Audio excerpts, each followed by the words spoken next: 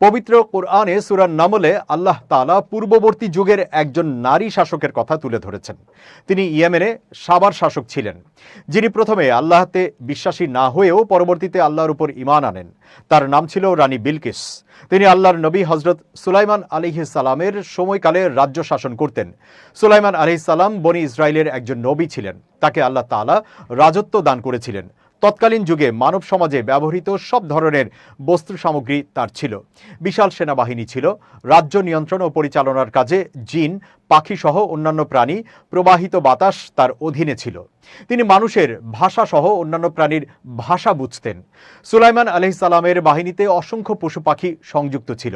একদিন হযরত সুলাইমান আলাইহিস সালাম তার অনুগত গোয়েন্দা পাখি হুদহুদকে অনুপস্থিত দেখলেন। এতে রাগান্বিত হলেন এবং বললেন, যথাযথ কারণ দর্শাতে না পারলে হুদহুদ কঠোর শাস্তির মুখোমুখি হবে। একটু পরেই হুদহুদ ফিরে এলো। এসে রানী বিলকিসের রাজ্য, রাজত্ব, ক্ষমতা, প্রাসাদ ও সিংহাসন সম্পর্কে গুরুত্বপূর্ণ তথ্য দিল। সে বলল, আমি এমন কিছু তথ্য পেয়েছি যা আপনার কাছে নেই। ইয়েমেনের সাবা থেকে আমি নিশ্চিত খবর নিয়ে এসেছি। সেখানে দেখলাম এক নারী রাজত্ব করছেন এবং তাকে সবই দেওয়া হয়েছে। তার বিরাট সিংহাসন রয়েছে।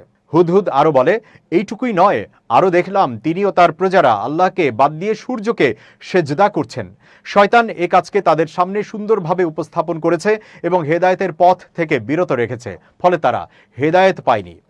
এমন তথ্য শুনে সুলাইমান আলাইহিস সালাম বিস্মিত হলেন এবং বললেন, দেখি তুমি সত্য বলেছ না মিথ্যা বলছ। এরপর তিনি রানীকে আল্লাহর প্রতি বিশ্বাস স্থাপনের আহ্বান জানিয়ে চিঠি পাঠান। উত্তরে রানী বিপুল পরিমাণ উপঢৌকন প্রেরণ করেন হযরত সুলাইমান আলাইহিস সালামের দরবারে। কিন্তু জাগতিক ধন সম্পদের প্রতি কোনো মোহ ছিল না হযরত সুলাইমান আলাইহিস সালামের। তিনি তা প্রত্যাখ্যান করলেন এবং জানালেন, মানুষকে কুফর ও শিরক মুক্ত করে একত্ববাদের পথে নিয়ে আসাই তার মূল চাওয়া। বিলকিসের প্রতিনিধি দলকে সুলাইমান আলাইহিস সালাম বললেন, তোমরা কি আমাকে অর্থ সম্পদ দিয়ে সাহায্য করতে এসেছো? আল্লাহ আমাকে যা দিয়েছেন তা তোমাদের যা দিয়েছেন তার চেয়ে উত্তম। তোমরা বরং তোমাদের উপহার নিয়েই আনন্দ করো। কঠিন এক ধমক দিয়ে সুলাইমান আলাইহিস সালাম তাদের বললেন, নিজ দেশে ফিরে যাও। আমি তাদের বিরুদ্ধে অপ্রতিরোধ্য এক সেনাবাহিনী নিয়ে আসব। তাদের অপমানিত করে সেখান থেকে বের করে দিব। তারা লাঞ্ছিত হবেই। তারা ফিরে গেল এবং সুলাইমান আলাইহিস সালাম ওহির মাধ্যমে জানতে পারলেন, হুঁশিয়ারি শুনে বিলকিস শিগগিরই তার কাছে আত্মসমর্পণ করবেন।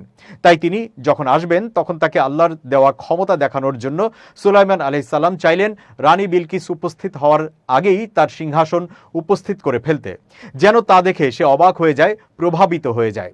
সভাসদকে ডেকে সুলাইমান আলাইহিস সালাম বললেন, হে সভাসদগণ, তারা আমার কাছে আত্মসমর্পণ করে আসার আগেই তোমাদের কে তার সিংহাসন আমার কাছে নিয়ে আসবে? এক শক্তিশালী জিন বললেন, আপনি আপনার জায়গা থেকে ওঠার আগেই আমি তা আপনার কাছে এনে দেব। এ কাজে আমি অবশ্যই ক্ষমতার অধিকারী ও আস্থাভাজন। ঐশী জ্ঞানের অধিকারী এক আলেম বললেন, আপনার পলক ফেলার আগেই তা আপনার কাছে এনে দেব।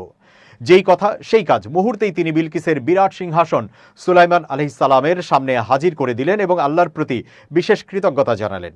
সিংহাসনটি আনার পর সুলাইমান আলাইহিস সালাম এর আকৃতি পরিবর্তন করে দিলেন, যেন সহজেই রানী বিলকিস তা চিনতে পারে, এবং তিনি এর মাধ্যমে রানী বিলকিসের বুদ্ধিমত্তা পরীক্ষা করতে চেয়েছিলেন।